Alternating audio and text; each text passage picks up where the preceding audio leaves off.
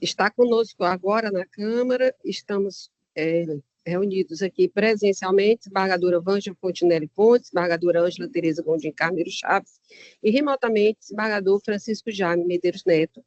Também presentes, o procurador doutor Luiz Alcântara Costa Andrade, a quem cumprimento, e o defensor público doutor Caetano Silva Lima.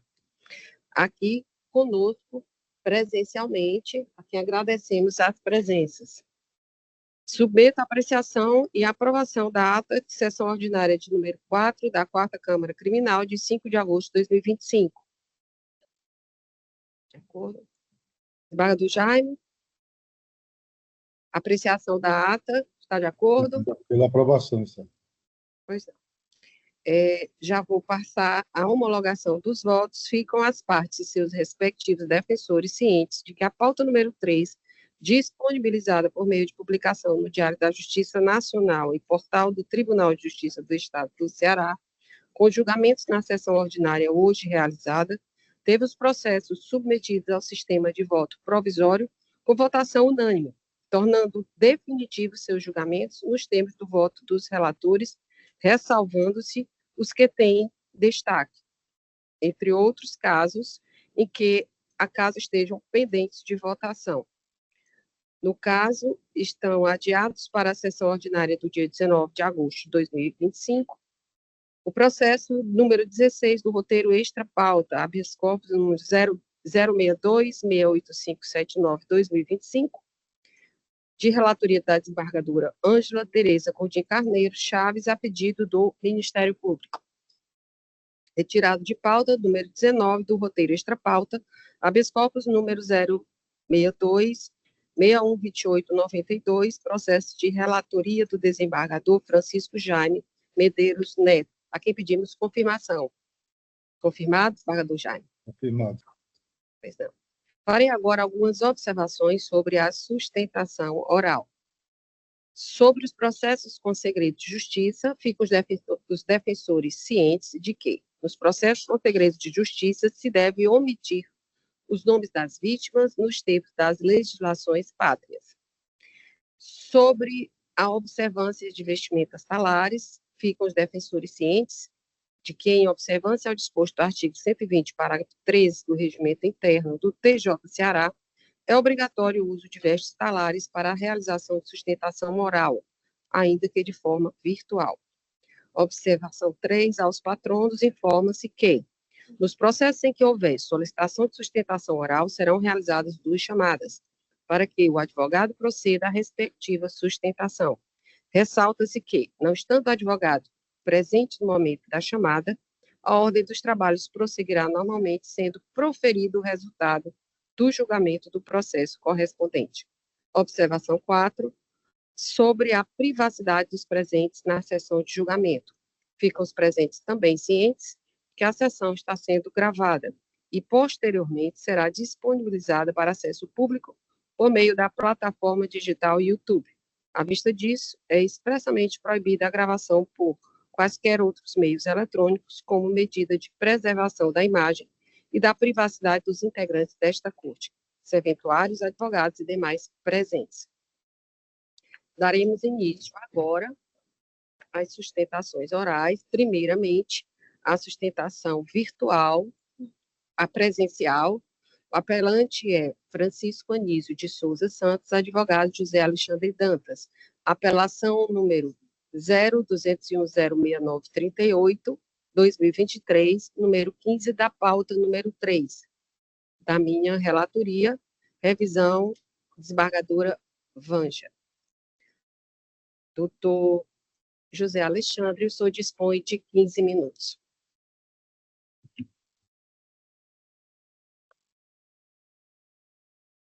Sim, já começamos a leitura, uma vez que os relatórios já estão publicados, e normalmente nós não fazemos a leitura dos relatórios. Ainda estou no passado, excelência, desculpe.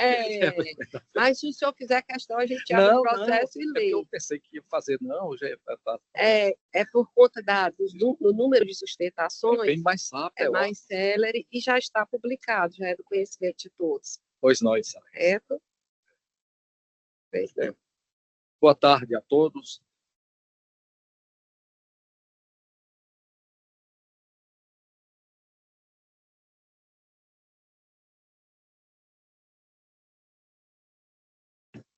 desembargadora Vânia Fontenelle Montes, desembargadora Ângela Tereza Gondim Carneiro Chaves,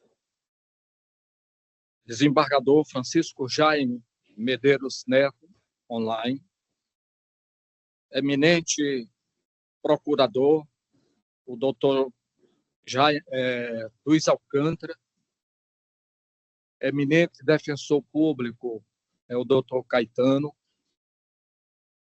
estimados servidores, nobre colega, que agora está na linha de frente, antes na promotoria, e um ícone do Ministério Público do Estado do Ceará, doutor Miguel. E não poderia, antes de começar, aproveitar esse momento ímpar de desejar às aniversariantes do mês, a nossa estimada desembargadora Vânia Fontenelle e a desembargadora Ângela Tereza Gondim, o aniversário, a desembargadora Vânia no dia 26 de agosto e a desembargadora Ângela Tereza Gondim no dia 19 de agosto, a quem desejo muitas felicidades, muita saúde e paz. Estou a fazer a defesa do Francisco Anísio Souza Santos, conhecido por Capoeira. Conheço o Capoeira desde quando ele tinha 15 anos, quando assassinaram o pai dele lá em Itapipoca. Foi jogado no mar para que os animais comessem. 3 dias depois é que o pai dele foi encontrado. E sempre demonstrou para a sociedade lá em Itapipoca ser uma pessoa de índole não vingativa, de índole de um comportamento que chamava a atenção, porque sempre procurou a paz. Teve que sair de Itapipoca, porque quem matou o pai dele, o Gildene, ia na lanchonete da dona Silvana, que é a mãe dele, ia para lá, tendo, há poucos dias, assassinado o marido da dona Silvana e o pai do Capoeira. Era um provocador. Nos autos do pedido de revogação da prisão preventiva, que está linkado no processo principal, inclusive juntei o termo que ele foi ouvido na delegacia, esse Gildene, e ele disse para o delegado, de maneira muito fria, já matei mais de 3 aqui em Itapipoca, e matei também o pai desse rapaz. Então, estou falando isso, não tem nada a ver com esse caso, porque, com certeza, vossas excelências devem ter visto os antecedentes, se esse rapaz é envolvido em homicídio, tentativa, depois o crime consumado, e está lá em Itapipoca, está ainda em andamento, e quem vai fazer a defesa dele é a nossa querida e competente doutora Jéssica Rodrigues, e se Deus quiser, estamos esperando mostrar para lá os jurados de que o Capoeira realmente não participou nem da tentativa, nem do homicídio. É só para contextualização. Está ele também respondendo um processo na vara de OCRIM, organização criminal. E lá neste processo está em andamento e ele é dito como conhecido de uma pessoa envolvida no crime lá em Itapipoca, que morreu recentemente, e esse envolvimento dele é por conta de um primeiro processo que ele respondeu lá em Itapipoca, que ele era envolvido com estelionato, foi condenado, foi réu confesso, o juiz da época era o nosso estimado e querido doutor Benício, que o condenou de maneira correta, porque inclusive ele réu confesso, passou o tempo preso e quitou-se com a justiça. E agora, excelência, a 8 de janeiro de 2023, ele estava no apartamento dele e a polícia chegou. A polícia chegou, ele abriu a porta, deu acesso que a polícia entrasse no apartamento dele, dizendo de que tinha havido um disparo, um tiro de lá, e que já tinham olhado as gravações das câmeras lá no edifício. E eles, pois não, fiquem à vontade.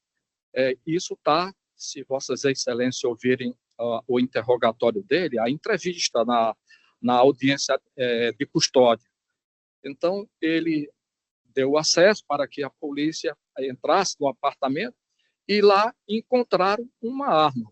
Perguntaram para ele se aquela arma era dele, ele disse não. Atirou? Não.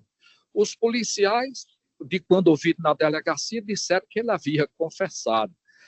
E vejo que isso aí foi inventado e vou explicar a Vossa Excelência por quê. Entendo um pouquinho de investigação policial, porque antes de advogar, eu tive o privilégio de integrar a Polícia Federal e ensinei 12 anos na Academia Nacional de Polícia Federal, lá em Brasília.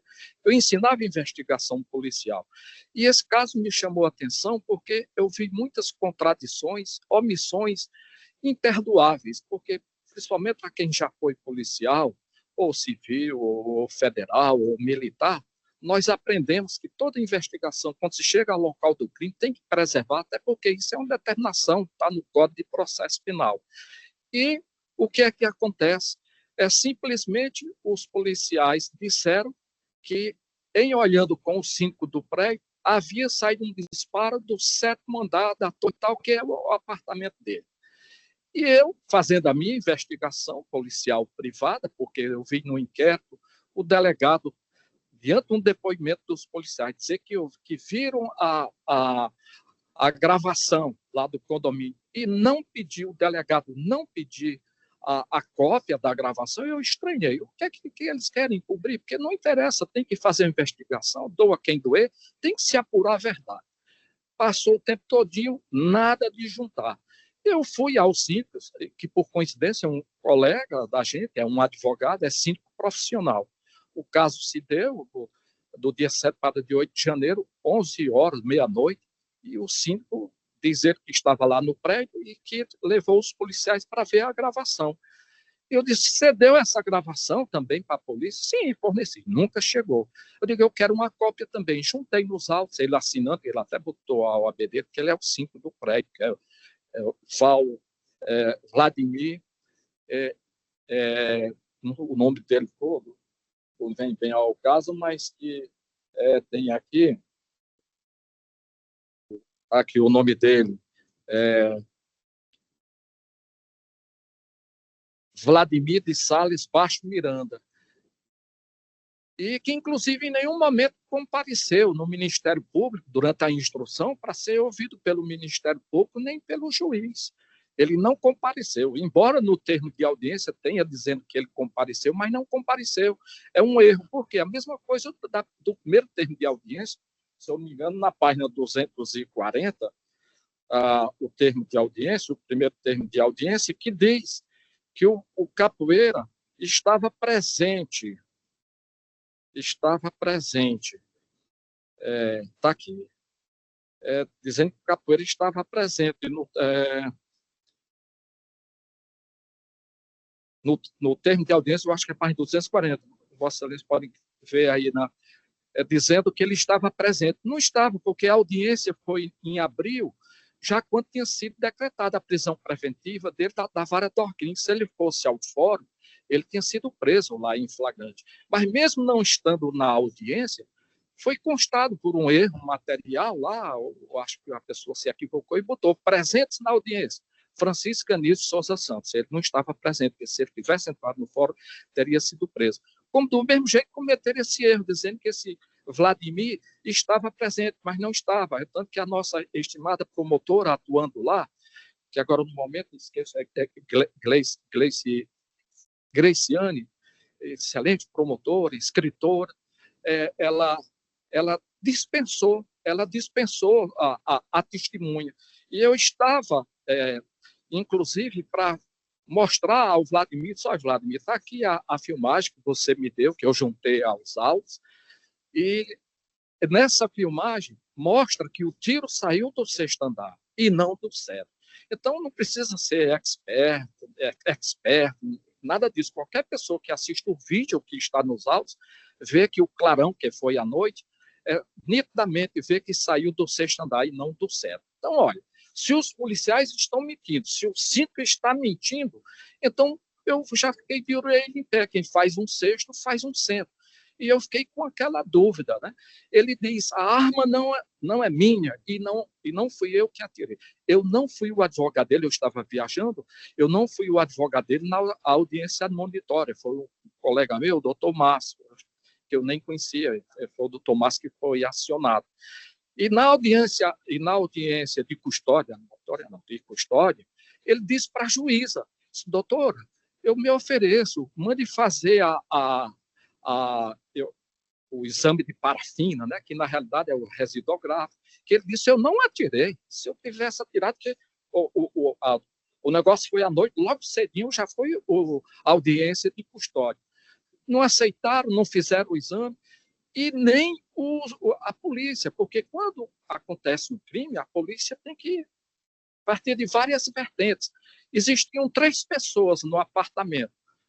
Quem é que estava com essa arma? Facílimo de saber. Só basta fazer o levantamento da datiloscópio das impressões digitais da arma, que tem lá, olha, que essa arma aqui está com a impressão digital de fulano. Então, em 2 minutos saberiam, através do exame da datiloscópio. Mandaram fazer o de recenticidade, e a perícia concluiu dizendo que não houve tiro recente pelaquela arma.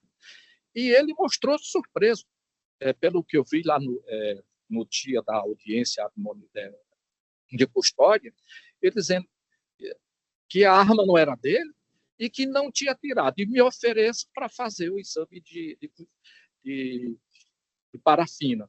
Não foi feita. Então, tudo isso, Excelência, a polícia, muitas vezes, é que é a culpada de não haver um juízo de plena certeza de que aquela pessoa cometeu aquele crime, porque está faltando tudo isso, faltando um exame de parafina, faltando um simples levantamento de impressão digital, um papiloscopista, que na Polícia Federal nós chamamos de datiloscopista, né?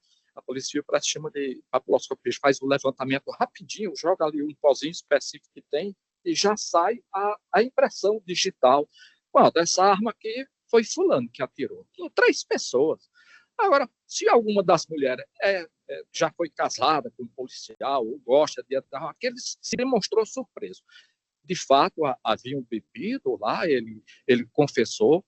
Os policiais já começam, porque são mentiras, dizendo que o tiro saiu do 7º andar e foi do 6º, e já dizem logo graciosamente, não, assim que nós entramos, ele disse que tinha bebido, que tinha usado drogas ilícitas. Todos nós sabemos que ninguém que comete, vai, olha, eu estou aqui, eu bebi, inclusive, usei drogas ilícitas. E só uma pessoa, o policial, para dizer isso, teria que fazer uma busca e apreensão para ver se encontra uma bituca de maconha ou qualquer coisa, ou um papelote disso ou daquilo outro. Quer dizer, eles falam por falar, pensando em engrossar o caldo acusatório para ver se aquilo cola. Então, uma investigação falha, mal feita, meu estimado doutor Luiz Alcântara, totalmente falha a investigação, onde não traz para o julgador, para o juiz, aquela certeza plena de que o fato aconteceu. E o nosso doutor juiz de piso, eu disse, doutor, tem aí não, vamos julgar logo, isso aqui já está claro. Eu digo, tudo bem, mas se eu fosse o senhor assistir aí o vídeo e tal, e marcar uma nova data para fazer aí. Não, vamos fazer logo hoje. Aí houve a última audiência e no dia 2 de agosto eles já, doutor, fazer a sustentação oral, eu fiz a sustentação oral, então eu digo, olha, excelência, em primeiro lugar, eu chamo aí a atenção dessa dúvida muito grande que existe no processo. Na sentença, sequer ele abordou a existência do vídeo. Eu digo, tudo bem, vamos para o tribunal, eu pensando que lá no tribunal, não somente um julgador, mas 3 ou 4, vão olhar os autos de maneira meticulosa, vão analisar tudo. E pronto, é isso que eu tenho a dizer para Vossa Excelência, de que eu não senti firmeza na acusação que está nos autos, porque não gera, não possibilita, não embasa um juízo de plena certeza condenatória. Então, suplico a Vossas Excelências que, se alguém achar que é necessário de pedir visto para uma melhor análise dos autos, assistir os vídeos e tudo, mas é o que essa humilde defesa tem a pedir a Vossas Excelências pela a reforma da douta sentença de piso. Muito obrigado pela atenção de Vossas Excelências. Nós agradecemos. doutor José Alexandre Dantas, e com a palavra o Ministério Público por igual tempo. Obrigado, Excelência. Excelentíssima desembargadora, doutora Silvia Soares de Sanóbrega, presidente desta quarta Câmara, desembargadora Vângela Fontinelli Pontes, desembargadora Ângela Tereza Gondim Carneiro Chaves, desembargador Francisco Jaime Medeiros Neto, e aqui faço publicamente o registro de que acompanhei a homenagem e a assunção de Vossa Excelência a uma das cadeiras da Academia Caririense de Direito, salvo engano, no dia 3 de agosto. Doutor Caetano Silva Lima, ilustre defensor público, ilustres advogados. Este processo foi colocado para sustentação nesta pauta de julgamento e, por óbvio, numa situação em que a apreciação se dá numa modalidade tão específica e tão singular, pelo momento em que nós somos comunicados de que o processo está na pauta e tem sustentação oral, eu, por dever de lealdade, devo dizer a Vossa Excelência que preciso, diante desta realidade, me ater aos fatos que foram objeto de apreciação minuciosa pelo excelentíssimo Procurador de Justiça, que subscreve o parecer acostado aos autos, no caso específico, o doutor José Raimundo Pinheiro de Freitas, que é titular da 9ª Procuradoria de Justiça. Neste aspecto, o que o doutor Pinheiro esclarece em face desse julgamento? É que não há um valor probatório diferenciado entre os testemunhos dos policiais ou qualquer outro testemunho.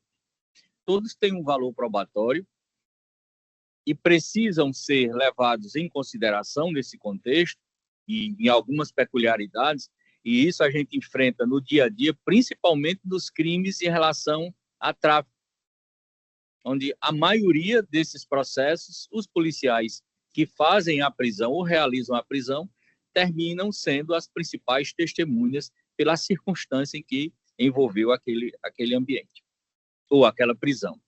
No caso concreto, nós temos aqui o depoimento de 2 policiais. E o que eu chamo a atenção deste particular? E ouvi atentamente a preocupação de Vossa Excelência em relação às demais provas que não foram realizadas e poderiam ter sido realizadas. Continuo dizendo, por dever de lealdade, devo dizer que Vossa Excelência está com a razão. Mas essas demais provas que não foram realizadas, elas poderiam ter um impacto na pretensão de absolvição do acusado se as provas que foram realizadas e estão nos autos não fossem suficientes para indicar a autoria do delito.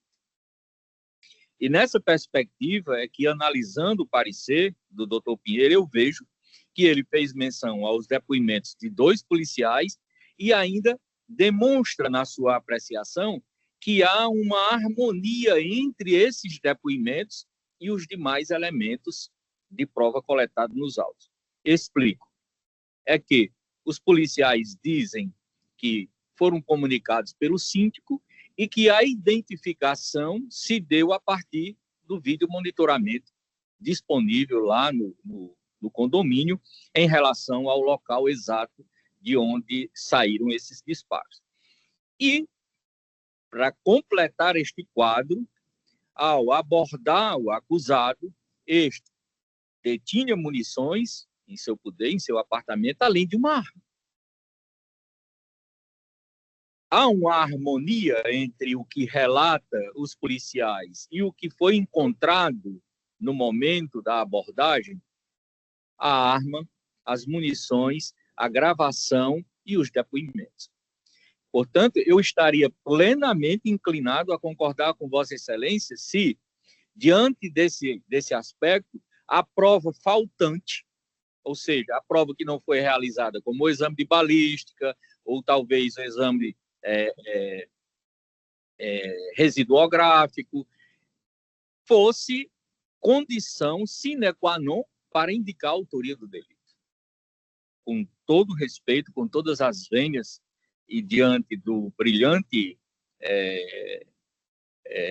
sustentação feita por Vossa Excelência, tenho que discordar. E discordo com base exatamente no parecer lançado pelo doutor Pinheiro, onde esclarece esses aspectos. Não há dúvida sobre a autoria e os testemunhos prestados pelos policiais não estão distantes das demais provas ou da realidade que foi encontrada naquele ambiente. Ou seja, a apreensão da arma, mesmo que Vossa Excelência questione a situação de que haja ou não uma confissão. Então, nós estamos diante desses depoimentos, que são depoimentos que reputo válidos, foram coletados no âmbito do contraditório. Então, todos os questionamentos possíveis, inclusive parcialidade ou interesse de alguma testemunha, poderia ter sido questionado, e concluo ratificando integralmente o parecer lançado pelo doutor José Raimundo Pinheiro de Freitas, no sentido de que o recurso seja conhecido e improvido, tendo em vista que a autoria delitiva é certa neste particular. Muito obrigado, senhor. Muito obrigada. Eu vou dar início à leitura da proposta de emenda. Somente a proposta, peço licença para ler somente a proposta de emenda. Antes, fazendo aqui o meu reconhecimento, meus respeitos e orgulhar a grande sustentação oral feita aqui hoje, pelo doutor José Alexandre Dantas. É um prazer recebê-lo.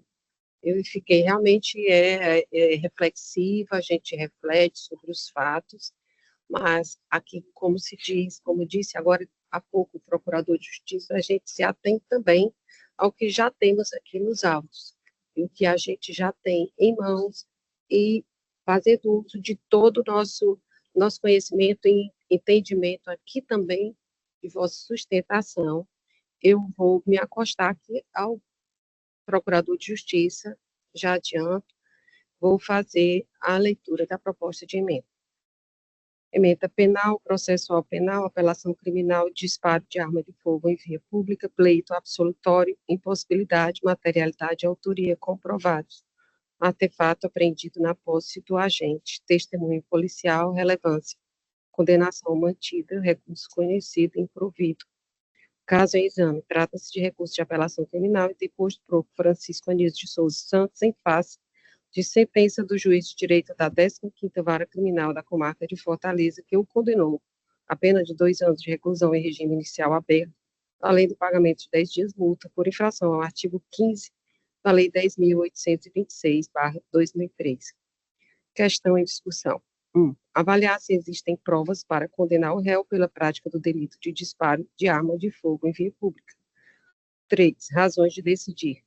A materialidade delitiva restou devidamente comprovada com a apreensão de uma pistola calibre 380, marca Taurus, número de série KM1 02236, uma munição e um carregador de pistola do mesmo calibre, além de um estojo de munição, conforme se extrai do auto de apresentação e apreensão, folha 6, e da prova testemunhal reunida judicialmente.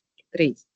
O réu não foi ouvido em juízo, haja vista não ter sido localizado no endereço constante nos autos, tampouco ter comunicado eventual alteração de domicílio, sendo decretada sua revelia com regular prosseguimento do feito, folhas 240. 4. Ao serem ouvidos judicialmente, os policiais responsáveis pela prisão do agente e apreensão da arma de fogo relataram a dinâmica dos fatos, mencionando inclusive imagens captadas pelas câmeras de segurança do edifício, folhas 245, e atribuíram a autoria delitiva ao apelante. 5. Acerca do testemunho policial, convém recordar que o mesmo é válido, não podendo ser desconsiderado, vez que revestido de evidente eficácia probatória. Na realidade, seu valor como elemento de ficção fica comprometido apenas quando constatada suspeita ou má-fé que não foi observado na hipótese do relato obtido através da prova oral, vez que é incontroversa a ação praticada pelo apelante de efetuar disparos de arma de fogo, fato confirmado, inclusive, pela testemunha, que se encontrava no local e, igualmente, ouvida em juízo sob o crivo do contraditório e da ampla defesa. Diante disso, não merece acolhimento a alegação defensiva de que os disparos não teriam partido do apartamento do réu. Com efeito, as testemunhas, notadamente os policiais, foram categóricos ao afirmar que apenas por meio das imagens de câmera de segurança foi possível identificar com precisão o referido apartamento como ponto de origem dos tiros, sendo justamente com base nessas filmagens que lograram êxito em localizá-lo e até lá se dirigiram. Das circunstâncias apresentadas, cujas provas são robustas no sentido de evidenciar a prática do delito de disparo de arma de fogo em via pública, violando o artigo 15 da Lei 10.826/2003, impõe-se a manutenção do decreto condenatório, recurso de apelação criminal conhecido e improvido. É que só para elucidar, não foram só os policiais, tem uma outra testemunha que estava dentro do apartamento e ela confirma que ouviu os disparos, segundo ela estava dentro do banheiro, em seguida foi dormir e que os policiais lá chegaram e fizeram a busca e encontraram a arma. Essa testemunha que ela confirma que eles realmente beberam, tinha cerveja, e não tem muita lembrança, porque já tinha um tempinho, isso em juízo. E, no mais, há um relato, inclusive, dos policiais que pensavam que iam encontrar até um episódio de violência dentro do apartamento, e não foi o caso, né? Somente encontraram as armas e foram esses disparos. É isso, meu voto submeto à apreciação de vossas excelências. Como vota desembargadora Vanja? Obrigada, senhora presidente. Cumprimento Vossa Excelência, sendo essa a primeira vez que venho a falar nessa sessão. Cumprimento a desembargadora Ângela, o desembargador Jaime, doutor Luiz Alcântara, representando o Ministério Público, doutor Caetano, representando a Defensoria. Cumprimento o advogado que fez a sustentação, em nome de Vossa Excelência, cumprimento os demais, mas não poderia deixar de cumprimentar especialmente o doutor Miguel Ângelo, que por anos fomos colegas no Ministério Público. É um prazer ter Vossa Excelência aqui, doutor Miguel. A Thaís, que está secretariando essa Câmara, esses trabalhos, e os demais servidores e a força pública aqui presente. Senhora presidente, eu ouvi atentamente as palavras do nobre advogado, o voto de Vossa Excelência, de forma que eu confirmo o voto provisório já lançado no sistema, acompanhando Vossa Excelência. Obrigada, desembargadora Vanja. Como voto, desembargadora Ângela. Muito obrigada, Excelência. Também, para não ser mal educada, né, já que todos aqui começam dizendo votar, mas também porque realmente iniciar as sessões aqui na Quarta Câmara sempre é um motivo de muita satisfação e responsabilidade. Então, agradeço a presidência, desembargadora Silvia, a quem saúdo, desembargadora Vanja, minha colega de bancada, desembargador Jaime, que está de forma remota na data de hoje, doutor Luiz Alcântara, representando o Ministério Público, doutor Caetano Lima, também ilustre representante da Defensoria Pública, Thaís, nossa secretária, servidores aqui presentes, saúdo na pessoa do Alex, Força Pública, doutor Zé Alexandre, que fez uma sustentação oral segura, que demonstrou conhecimento não só das provas, mas até um conhecimento profundo de quem está sendo julgado, o capoeira, né? Mencionou Itapipoca e eu lembrei que eu fui promotora de lá, terra dos três climas, serra, sertão e praia, né? E não podia também encerrar sem me dirigir ao doutor Miguel Ângelo Carvalho Pinheiro, meu colega de concurso, pessoa que, com sua inteligência e brilho, honrou o Ministério Público durante 30 anos ou mais. O serviço público lhe deve muito. Doutor Alexandre, nos é dado, antes da votação aqui formal, o acesso amplo ao voto e aos autos. E isso é muito bom porque tanto torna mais objetivo o julgamento, como torna a trinca julgadora mais apta a conhecer os detalhes. E a desembargadora relatora, que é nossos olhos e nossa guia no voto, ela, o senhor vai ver quando ela publicar, depois da sessão, ela enfrentou todos os argumentos defensivos, tudo que Vossa Excelência sustentou aqui oralmente, no que diz respeito às filmagens, no que diz respeito aos testemunhos dos policiais, à apreensão da arma.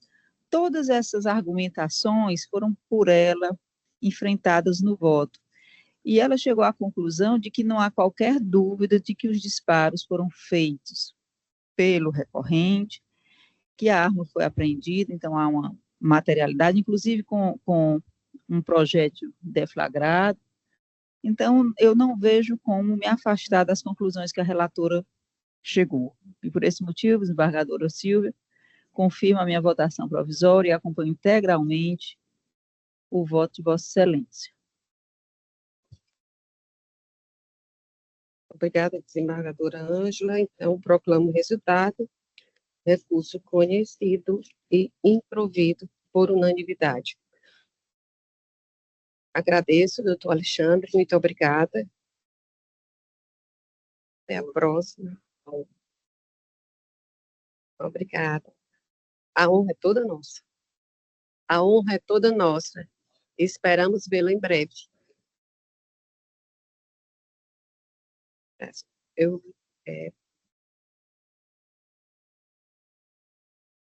Nesse momento, agora, eu passo a declarar também um adiamento. A apelação número 02.206.916.21/2023, número 45 da pauta, número 3, da relatoria da desembargadora Vângela Fontinelli Pontes. Confirma, desembargadora? Confirmo sim, Excelência. Obrigada. Passaremos ao próximo.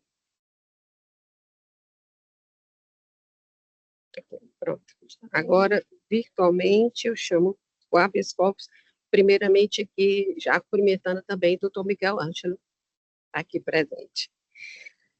Passaremos às sustentações orais. De forma remota, virtual, chamo o habeas corpus número 062649434-2025, número 3 do roteiro extra-pauta. Relatoria da desembargadora Vângela Fontinelli Pontes, impetrante, doutor Gustavo Fernando Xister, e paciente Ivanildo Lima Silva. Está presente aqui, quem sabe? Estou, Excelência.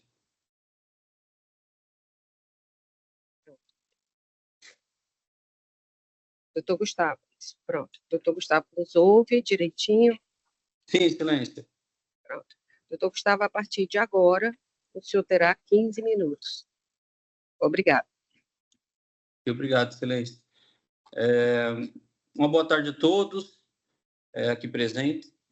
Meus cumprimentos à excelentíssima desembargadora presidente, doutora Silvia Soares, à excelentíssima desembargadora relatora, doutora Vângela Fontinelli, e demais excelentíssimos desembargadores. Cumprimento ainda o ilustre procurador, demais excelentíssimos advogados, colegas advogados, servidores da casa e os demais aqui presentes nesta sessão.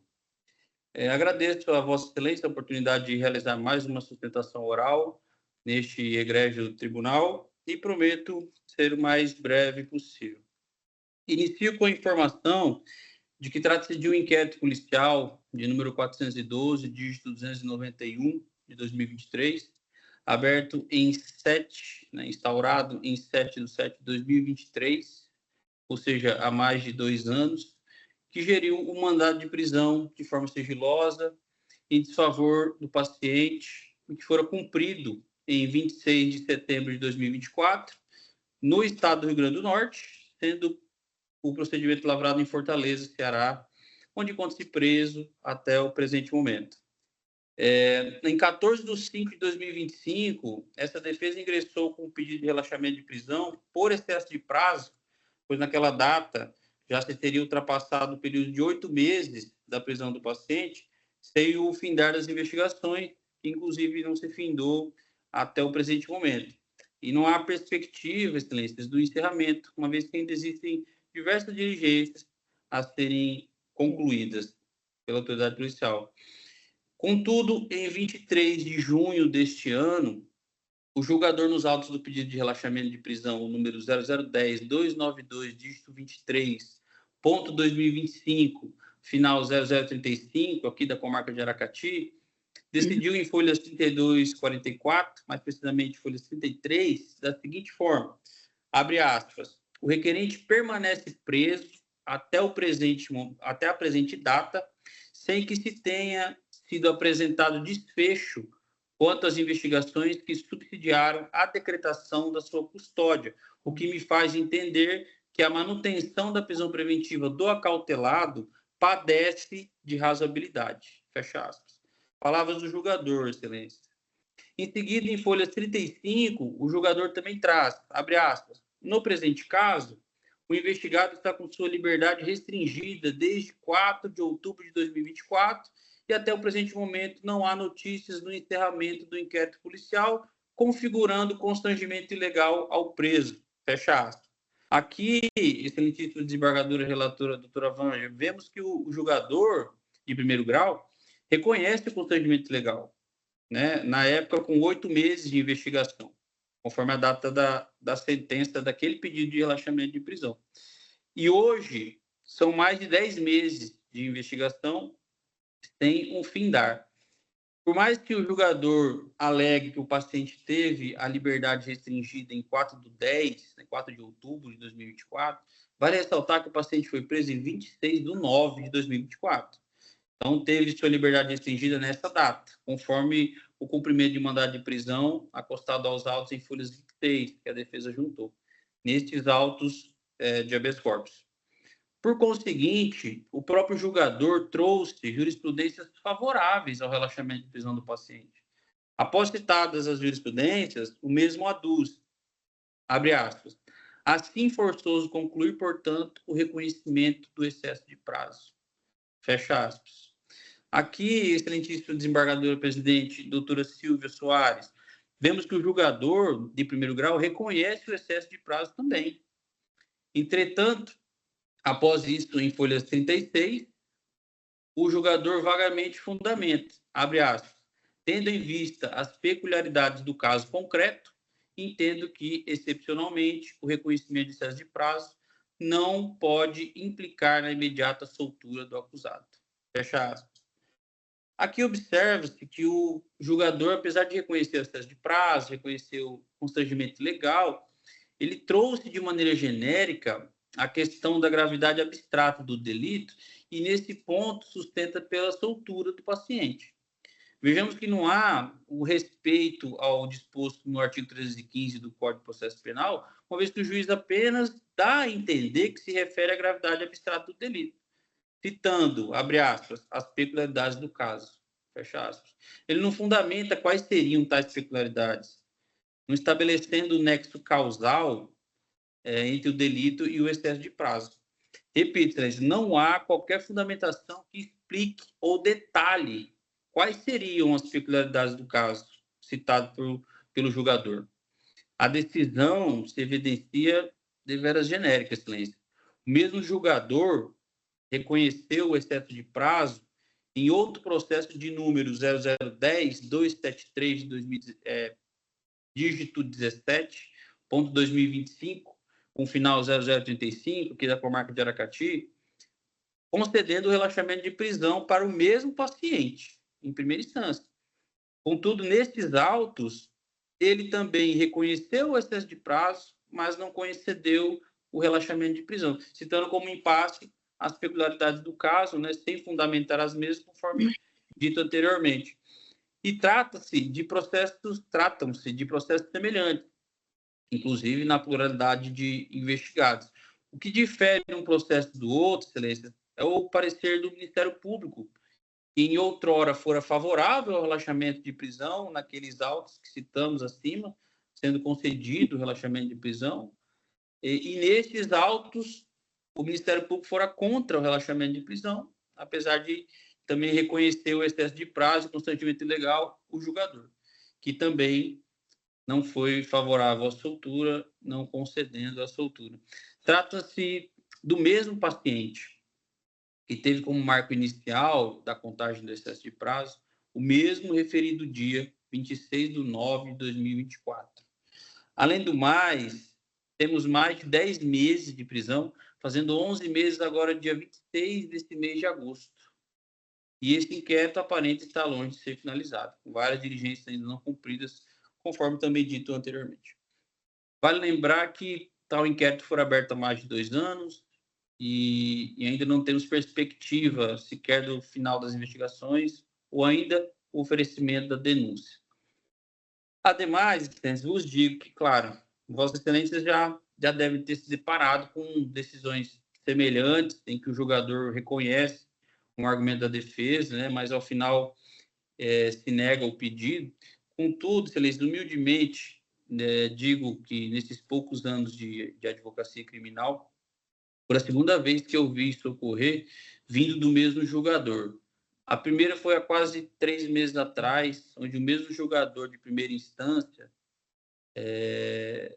da Vara Criminal de Aracati, Ceará, teve uma decisão completamente idêntica, principalmente ao que se refere às questões pertinentes ao caso, no tocante ao excesso de prazo, constrangimento ilegal, e com as mesmas palavras, abre aspas, peculiaridades do caso, fecha aspas, que foram, inclusive, concedida a ordem pela primeira Câmara Criminal desse egrégio tribunal.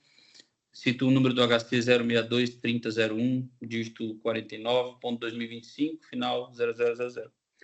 Por fim, Excelência, a defesa clama pelo conhecimento do presente remédio constitucional, bem como a sua concessão da ordem para relaxar a prisão do paciente por excesso de prazo para finalizar as investigações, lembrando que já são 11 meses de prisão, e bem como também a ausência de fundamentação idônea por parte do julgador de primeiro grau. A defesa agradece, Excelência. Obrigado a todos. Agradecemos. E agora passamos a palavra ao Ministério Público por igual tempo. Obrigado, Excelência. Inicio fazendo aqui o registro também da alegria de reencontrar meu querido amigo, doutor Miguel Ângelo, saudável, feliz e atuante como sempre, né, em todos os desafios que são colocados para você, meu querido amigo, eles são enfrentados com maestria. Parabéns. Estamos aqui diante de um habeas corpus cujo paciente está satisfatoriamente representado e com uma defesa, uma sustentação oral que eu reputo extremamente qualificada, eficiente, didática e pontual. E confesso que esse processo está me causando uma dificuldade enorme no sentido de equilibrar os valores que estão envolvidos nessa investigação. E hoje, pela manhã, foi talvez um dos momentos mais difíceis dessa pauta, foi analisar e discutir com a assessoria o que estava ocorrendo nesse processo. Deixo esse registro porque entendo necessário, até para que o trabalho do brilhante advogado que me antecedeu aqui não seja ignorado nas suas colocações e nas suas assertivas. O que Vossa Excelência pontuou aqui é literalmente a verdade do que ocorre nesses autos. Eu não tenho nenhum reparo a fazer em relação às colocações que Vossa Excelência faz. a não ser num aspecto específico. Primeiro, a respeito da fundamentação da decisão que decretou a prisão preventiva, em 2 habeas corpus de relatoria da excelentíssima desembargadora Vângela Fontinelli, esses argumentos já foram rechaçados, porque entendo que no aspecto da fundamentação da prisão preventiva, a decisão está devidamente fundamentada e bem fundamentada. O que me preocupa é outro aspecto, é outro argumento trazido na apreciação desse HC, que é a questão do excesso de prazo. Esta sim é uma questão preocupante. E quais são os valores que estão diante do Ministério Público, que não é meramente órgão de acusação, sempre escuto isso com meus colegas, o que foi garantido para a gente foi a defesa da ordem jurídica. E a defesa da ordem jurídica é bem mais ampla do que a defesa da legalidade. Bem mais ampla. E aqui, nesse aspecto, nós temos 2 valores fundamentais envolvidos. O princípio da proibição da proteção deficiente do Estado e um princípio também relevante e fundamental, que é o princípio da razoabilidade, da celeridade em relação às investigações ou curso do processo criminal. O que se pode aferir de um quadro que está posto aqui? A extração de dados, uma investigação que se iniciou com o tráfico de ilícito de entorpecente, a autoridade policial se depara com a necessidade de extrair dados de um celular e nessa extração é revelado, em tese, a ocorrência de crimes de homicídio, de extorsão, de formação de quadrilha, de porte ilegal de arma de fogo, de tráfico ilícito de entorpecentes. E isso realmente chamou a atenção e foi deflagrada uma representação e decretada a prisão preventiva dessas pessoas. E aí entra a questão do princípio da duração razoável do processo, que se estende também à fase de investigação. E o que há de se buscar equilibrar é que os fatos investigados são fatos sérios e graves. E o decurso do tempo para a apresentação da denúncia criminal. Eu entrei em contato, inclusive, com o colega que atua e a colega que atua no primeiro grau, obtive informações do andamento e o que se coloca é a complexidade dessa investigação, que envolve 8 já identificados, ou mais participantes, envolve a necessidade de prova pericial e técnica, envolveu a necessidade de declínio de competência, porque na apuração desses fatos se revelou a ocorrência de um homicídio, então foi declinada a competência, e todos esses fatos contribuem para a dificuldade sobremaneira no que diz respeito à conclusão dessa investigação. Mas a duração razoável do processo e o princípio da proteção, da necessidade da proibição de proteção deficiente do Estado. Qual o limite disso? As investigações podem se alongar por anos em nome desse princípio da proteção deficiente ou não? E essa é a angústia. Essa é a angústia. Proteger a sociedade, mas está em jogo também um direito individual fundamental, que é o direito à duração razoável do processo.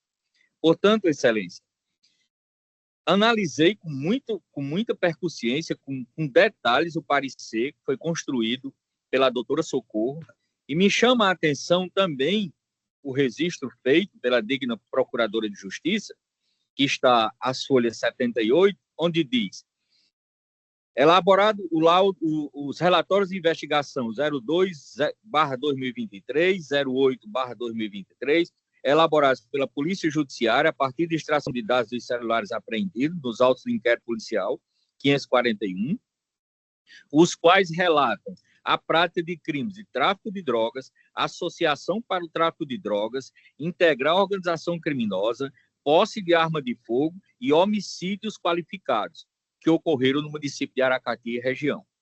Cumpre ressaltar que o paciente é apontado como um dos principais fornecedores de drogas do município de Aracati e possui extensa ficha criminal, registrando condenações de 22 anos de prisão por homicídio.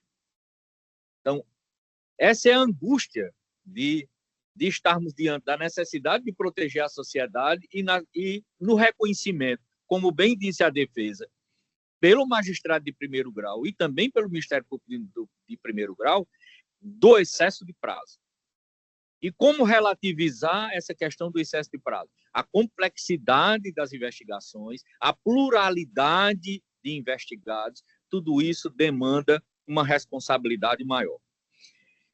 Eu me encaminho para a conclusão no sentido de que seja denegada a ordem em face desses argumentos e do que está lançado no parecer da excelentíssima procuradora, doutora Socorro Brito.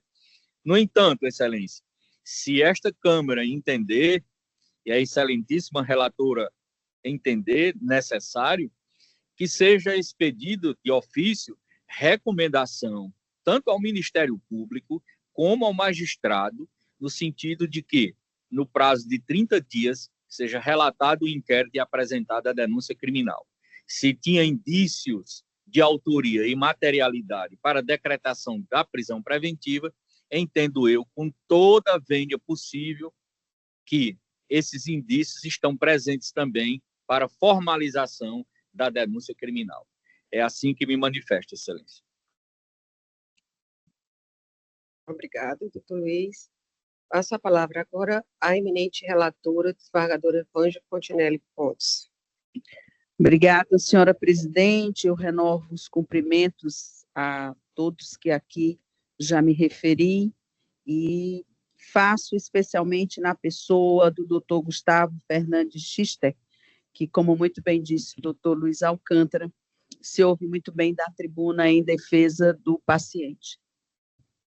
O doutor Luiz Alcântara facilitou bastante aqui o meu trabalho, né? Pouco eu tenho a acrescentar ao que foi dito, mas, diante do que foi dito pelo ilustre defensor de que não havia fundamentação, que a fundamentação era genérica, eu peço licença à minha trinca julgadora para fazer algumas leituras de partes dessa sentença, para demonstrar exatamente que ela não é sem fundamentação e a fundação não é genérica, muito pelo contrário. Como disse o doutor Luiz Alcântara, o excesso de prazo realmente nos incomoda, nos traz alguma preocupação, mas nós estamos diante de dois valores bastante importantes para a sociedade de um modo geral. E o excesso de prazo aqui, ele se justifica justamente por causa do número de pessoas investigadas, são 9 pessoas e todas elas com atuação bastante complexa no município.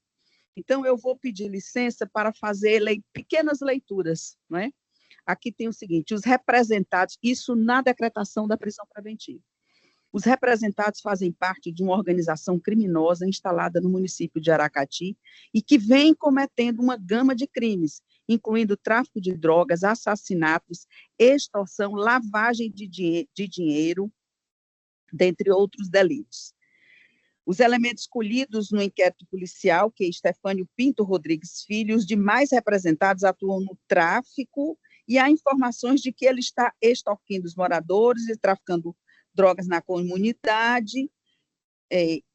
Verifica-se que cada pessoa envolvida tem uma atribuição, seja de vender, de transportar, de adquirir entorpecentes, outros que até de adquirir armas de fogo, e integram uma facção criminosa conhecida, ela está registrada aqui, mas eu não vou ler o nome da facção.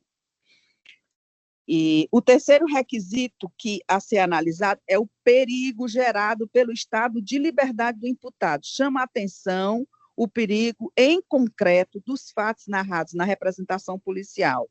a gravidade em concreto do crime ao qual os investigados participaram também se configura como elemento ensejador da necessidade da prisão. E aí segue: os fatos denotam crime extremamente reprovável que só reforça a necessidade de garantia da ordem pública a reclamar de forma extrema de dúvida a custódia cautelar dos autuados, porque soltos poderiam voltar a cometer outros delitos. E assim segue. E aí agora eu peço licença para ler a decisão de manutenção da prisão preventiva. Prova da existência dos crimes, o que leva também aos indícios de autoria. Além disso, a materialidade dos delitos restam presentes através dos depoimentos colhidos pela autoridade policial, dando conta de crimes supostamente atribuídos aos investigados. Nessa ordem de ideias, é imperioso destacar a necessidade de prova manifesta e inequívoca, e aqui, em relação ao periculum libertatis, constata-se que a necessidade de constrição para a garantia da ordem pública em razão da gravidade concreta. Não é esse, não. É o momento em que ele pronto, achei. Acresce-se que, de acordo com a certidão de antecedentes criminais do requerente, o mesmo é possuidor de, pelo menos, uma condenação transitada em julgada. Cai diretamente na súmula 63 do Tribunal de Justiça. Execução penal, tem o número dela aqui, enquadrando-se, aliás, na súmula 52, em hipótese ensejadora da aplicação da súmula 52 do TJCE. Então, ditas essas pouquíssimas palavras, não é? Apenas como justificativa isso está no meu voto, mas eu fiz questão de fazer essa breve incursão. Eu peço licença para a leitura da proposta de ementa, apenas em algumas partes. Ementa direito processual penal, habeas corpus, prisão preventiva, excesso de prazo na conclusão das investigações, complexidade do feito, pluralidade de investigados e existência de condenações criminais, ausência de fundamentação concreta do decreto preventivo, decisão plenamente fundamentada, requisitos legais demonstrados, condições pessoais favoráveis e irrelevantes, ordem denegada. E eu passo, então, para as razões de decidir. O excesso de prazo na conclusão do inquérito, embora constatado, não conduz automaticamente à ilegalidade da prisão quando a complexidade da causa e a pluralidade de investigados possam justificar a demora, conforme súmula do TJCE. Ademais, a existência de condenações penais anteriores transitadas em julgado em favor do paciente atrai a aplicação do princípio da proteção deficiente do Estado, justificando excepcionalmente a manutenção da custódia cautelar, mesmo diante da mora processual nos termos do artigo 60 da súmula 63 do TJCE. A decisão que decretou e manteve a prisão preventiva apresenta fundamentação concreta com base na gravidade em concreto dos delitos, no risco de reiteração delitiva e na necessidade da garantia da ordem pública, preenchendo os requisitos do artigo 312 do CPP.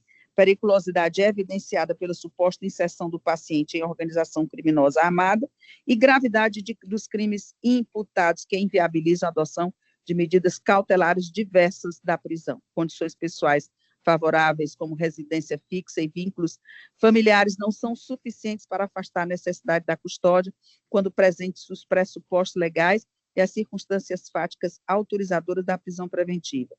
Nessa ordem, senhora presidente, eu voto pela ordem, pelo conhecimento da ordem, e a sua denegação é como voto. Obrigada, desembargadora Vângela. Pela ordem, como vota a desembargadora Ângela? Obrigada, excelência. Saudando o doutor Gustavo Fernandes Schiller, e parabenizando por sua sustentação, da mesma forma que eu faço em relação à representação do Ministério Público. Eu acompanho integralmente o voto da relatora, confirmando a votação provisória, ressaltando aqui que o voto menciona duas súmulas desse tribunal. No caso, a súmula 52 fala de ações penais e inquéritos em curso para fundamentar a prisão preventiva. E a 63 fala que, mesmo se reconhecendo uma maior dilação no prazo, em havendo uma condenação criminal transitada em julgado, pode-se aplicar o princípio da proporcionalidade na vertente da proibição da proteção deficiente do Estado para justificar essa maior demora. Então, essa súmula, assim como a 15, que trata da complexidade do feito, da pluralidade de réus, justificam essa questão do excesso de prazo arguído na impetração. Então, eu me acosto ressaltando essas três súmulas que foram citadas do voto, que são do Tribunal de Justiça, a 15, a 52 e a 63, que se aplicam à situação em julgamento. É como voto. Obrigada, desembargadora Ângela. Desembargador Jaime, como vota?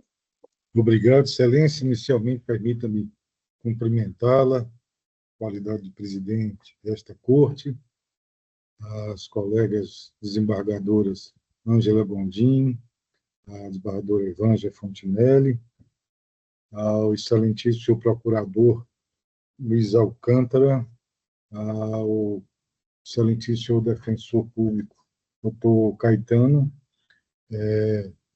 agradecer a referência feita pelo doutor Luiz Alcântara Costa Andrade no que diz respeito, né, à Academia Caririense de Direito, também foi algo que nos trouxe imensa satisfação em poder participar de uma instituição tão colaborativa, sobretudo numa região do Estado que me é tão cara, onde passei mais de 10 anos e ali constituí família e amigos do coração. Cumprimento ainda o Dr. Gustavo Schisler, que fez uma brilhante sustentação pelo seu esforço defensorial, os nossos cumprimentos, nossa secretária Thais, a todo o corpo de servidores e servidoras, senhores advogados e advogadas, o nosso cordial boa tarde, nosso cordial abraço.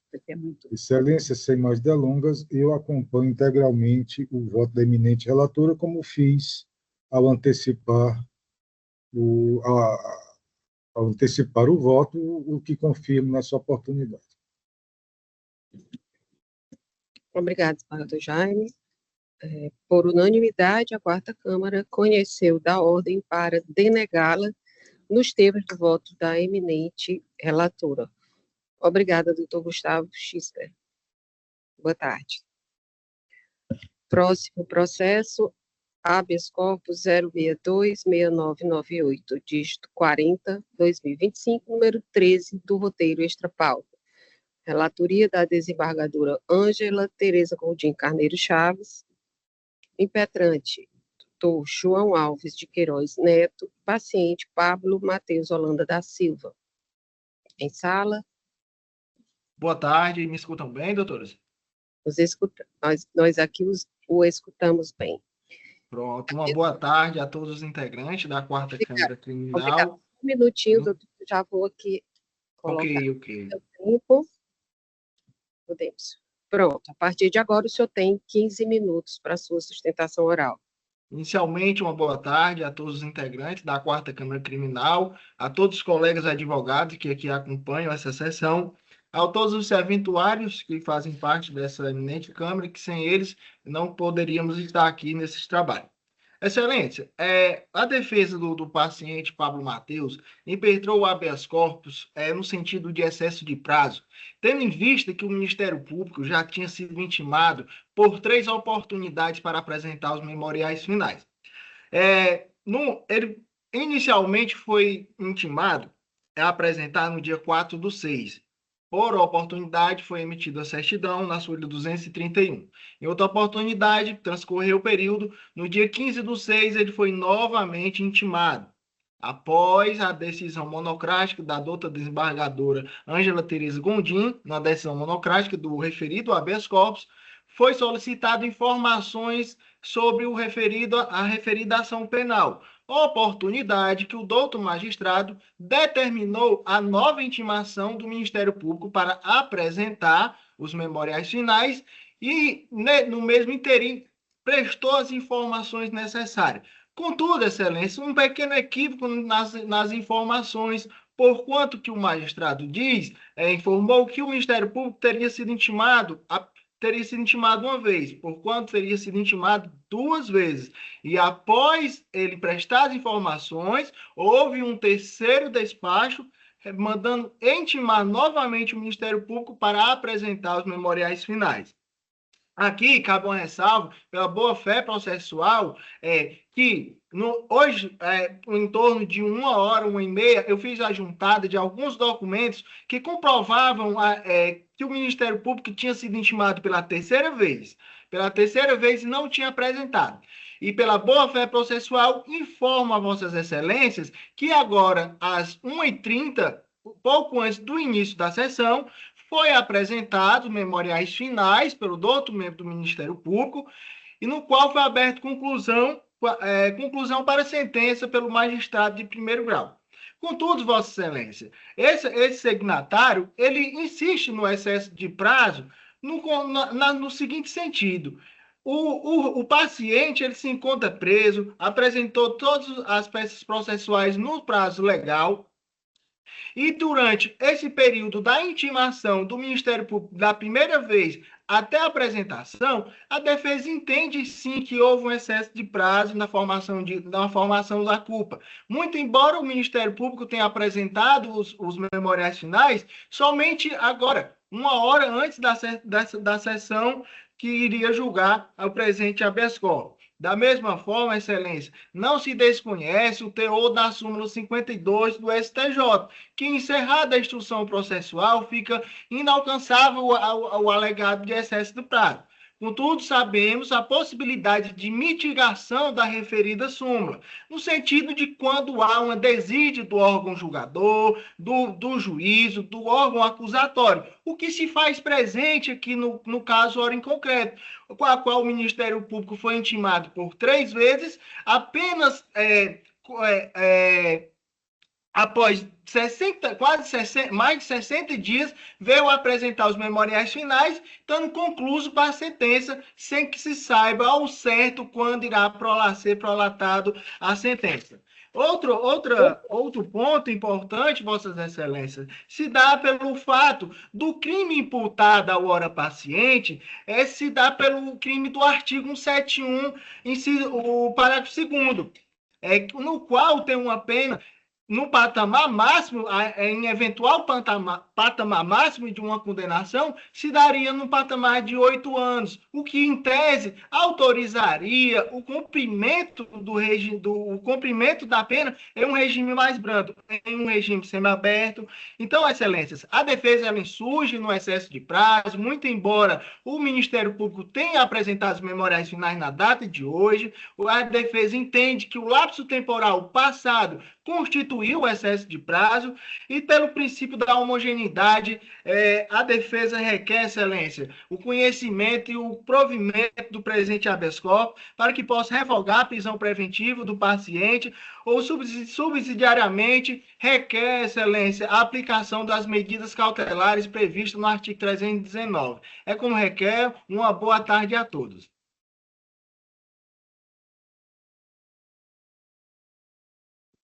Boa tarde, obrigado, doutor João Neto.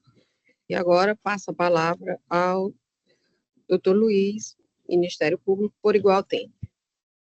Obrigado, Excelência. O habeas corpus em questão tem também peculiaridades como o julgamento anterior. E nesse particular, como bem diz o doutor João Alves de Queiroz Neto, o Ministério Público, encerrada a instrução processual, o Ministério Público foi realmente intimado e transcorreu o prazo, o magistrado reabriu o prazo para que o Ministério Público apresentasse as alegações finais, os memoriais, o que foi feito na data de hoje, como atestou o doutor João Alves de Queiroz Neto. A peculiaridade desse processo, diferentemente do anterior, se dá pela circunstância de que ele transcorreu com normalidade. Nós temos esse registro final, esse registro final da intimação do membro do Ministério Público. No entanto, eu não entendo, como assim não entendeu também o digno procurador que lançou o parecer, constado aos autos,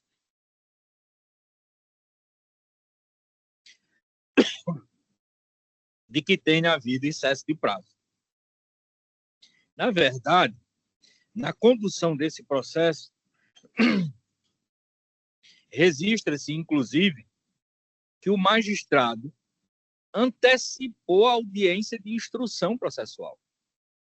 A audiência estava designada para se realizar no segundo semestre de 2025 e o magistrado antecipou essa audiência para maio, readequação da pauta de audiência, com antecipação de audiência de instrução e julgamento para o dia 15 de maio de 2025. Em 28/4, a Defensoria Pública confirmou o recebimento da nova data de audiência, conforme folha 155. Portanto, nesse caso particular, não há complexidade realmente. O tipo penal é estelionato, na modalidade de estelionato em ambiente virtual. A instrução processual foi concluída e agora, nessa data em que estamos a proferir o julgamento deste habeas corpus, o fato que ensejou a impetração, que seria o excesso de prazo após a conclusão da instrução processual, como bem disse o doutor João, estaria plenamente superado, tendo em vista a informação trazida de que os memoriais ou as razões finais foram apresentadas na data de hoje. Entendo que esse pequeno lapso temporal, em face do prazo concedido ao Ministério Público, não compromete o desenvolvimento da ação penal. O processo está concluído para julgamento, transcorreu de forma célere desde o início até o final, inclusive, como já dito e anotado, com antecipação da audiência de instrução. Portanto, não vejo como o fato de uma intimação processual ter sido renovada por determinação do magistrado possa levar à necessidade de se mitigar a aplicação da súmula 52 do STJ. Neste particular, Excelência, eu ratifico integralmente o parecer acostado aos autos da lavra do Procurador de Justiça, doutor Francisco André Carvalho Nogueira, que, inclusive, na folha 305, fez um cronograma dos atos processuais, documentando o início da ação penal em 8/3/2024 e agora, nesta data, estando apta a receber a análise de mérito, o julgamento de mérito pelo magistrado. Portanto, o transcurso da ação penal com normalidade, não ensejando o conhecimento de excesso de prazo em nenhuma das suas fases. É como me manifesta, Excelência. Muito obrigada, doutor Luiz Alcântara. E agora, a eminente desembargadora Ângela para proferir o seu voto. Obrigada, Excelência. Me dirijo de uma forma muito particular ao doutor João Alves de Queiroz Neto e ao doutor Luiz Alcântara, que fizeram sustentações orais bem objetivas e que merecem nossas homenagens.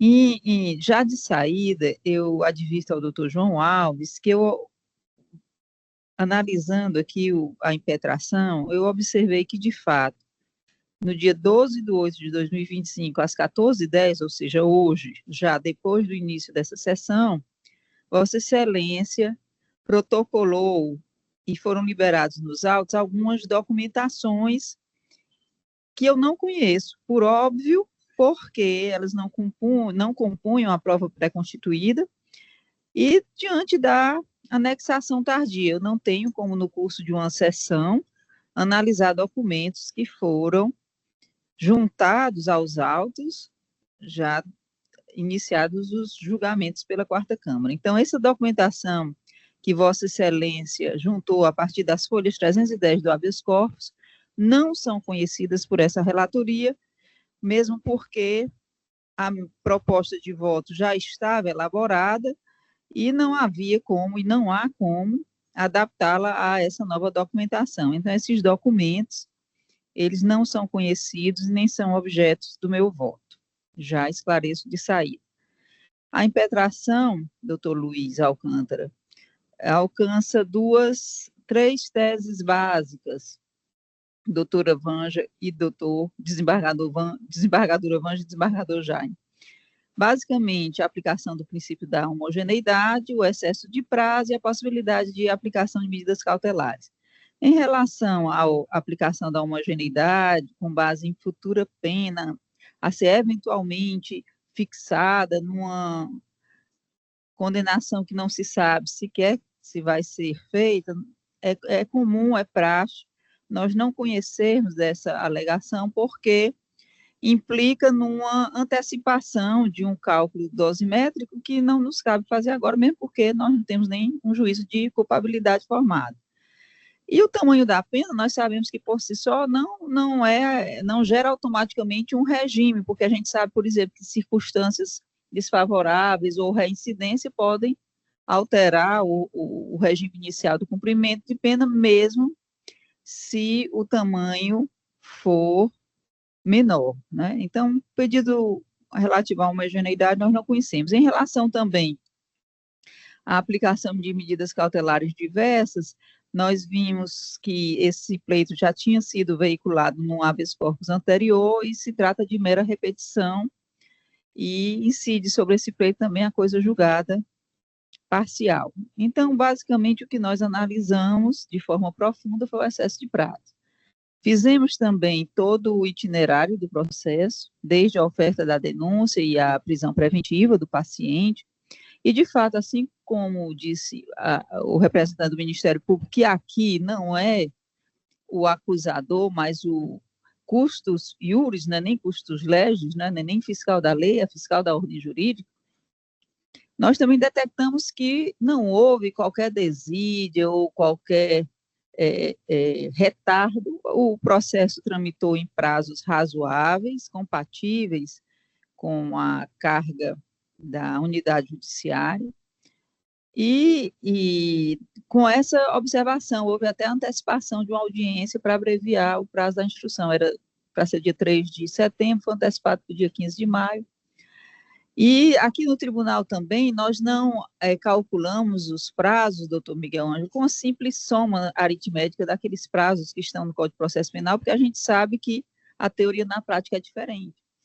Às vezes ocorrem certas circunstâncias que podem afetar no transcurso normal do processo. Então, pessoalmente, eu analiso o andamento global e não cada fase de per si com cada prazo.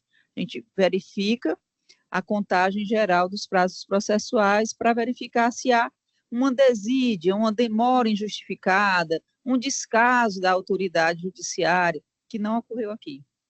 Não ocorreu aqui. Então, desta forma, eu peço licença apenas para ler a parte negritada da emenda simples. Trata-se de um habeas corpus, um estelionato majorado, excesso de prazo na formação da culpa, instrução encerrada, súmula 52 do Superior Tribunal de Justiça. Não há razão para mitigá-la, violação ao princípio da homogeneidade e aplicação de medidas cautelares diversas, reiteração de pedido, ordem parcialmente conhecida e denegada na extensão, o voto será liberado na íntegra, tão logo nós terminemos essa sessão é como voto. Obrigada, desembargadora Ângela. Como vota, desembargador Jaime. Obrigado, Excelência. Nossos cumprimentos ao doutor João, que ocupou a tribuna. O nosso voto acompanha o entendimento da eminente relatora. Obrigada, desembargador Jaime.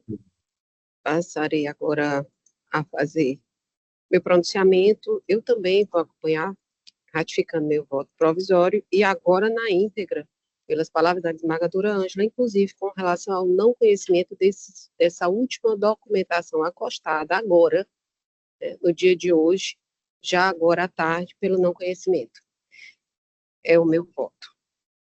A turma, por unanimidade, ordem parcialmente conhecida e denegada nos termos do voto da eminente relatora. Muito obrigada, doutor João Neto. Boa tarde.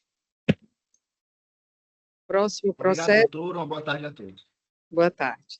Próximo processo, apelação número 0207-97286-2023, número 34, da pauta número 3. Relatoria da desembargadora Vângela Fontinelli Pontes, apelante Gabriel da Costa Silva, advogado senhor doutor José Augusto Neto, aqui presente. Passarei novamente a chamar apelante Gabriel da Costa Silva, advogado José Augusto Neto. Em sala, doutora Thais. Passarei a proclamação do resultado. Por unanimidade, a quarta Câmara reconheceu o do ofício para provê-lo parcialmente nos votos, nos termos do voto da eminente relatora. Bom, acho que foi a nossa última sustentação na tarde de hoje, agradecendo a todos. Pergunto se há alguma proposta, alguma indagação. Nenhuma. Os aniversários estão chegando, mas ainda não é nessa semana, né? Já antecipo aqui minhas congratulações, mas ainda não é para agora. Agradecendo muito, muito a presença do doutor Luiz novamente aqui nos acompanhando durante este mês, e do doutor Caetano, um prazer revê-lo, viu? E a quarta Câmara, né, o recebe com muita atenção, zelo e carinho, e é dizendo que aqui a casa é nossa, dos advogados aqui presentes. Muito obrigada, à Força Pública, todos os servidores, doutor Alex, doutora Thais, cumprimentando através dessas pessoas, ali o São Paulo Henrique, muito obrigada a todos e uma boa tarde. Encerrada a sessão.